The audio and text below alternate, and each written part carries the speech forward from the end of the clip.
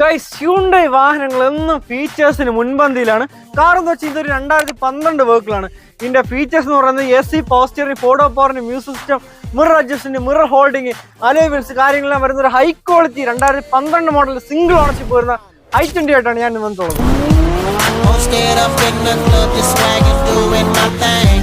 ആസ്ത വേരിയന്റിലാണ് ഈ വാഹനം വരുന്നത്. 4 ബ്രാൻഡ് ന്യൂ ടയേഴ്സ് ആഡ് ചെയ്തിട്ടുണ്ട്. സ്റ്റിയറിംഗ് കൺട്രോൾസ് വരുന്നുണ്ട്, 4 എയർ ബാഗ് വരുന്നുണ്ട്. നല്ല ഹൈ ക്വാളിറ്റി ആയിട്ട് മെയിൻറ്റെയിൻ ചെയ്തിട്ടുള്ള വെഹിക്കിളാണ്.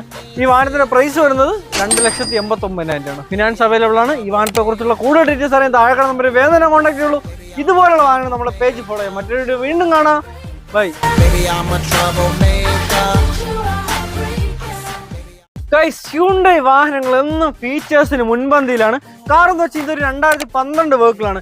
ഇതിന്റെ ഫീച്ചേഴ്സ് എന്ന് പറയുന്നത് AC, പവർ സ്റ്റിയറിംഗ്, 4 ഡോർ പവറിന്റെ music system, mirror adjustment, mirror holding, alloy wheels കാര്യങ്ങളെല്ലാം വരുന്ന ഒരു high quality 2012 model single ownership വരുന്ന i20 ആയിട്ടാണ് ഞാൻ വന്നിട്ടുള്ളത്.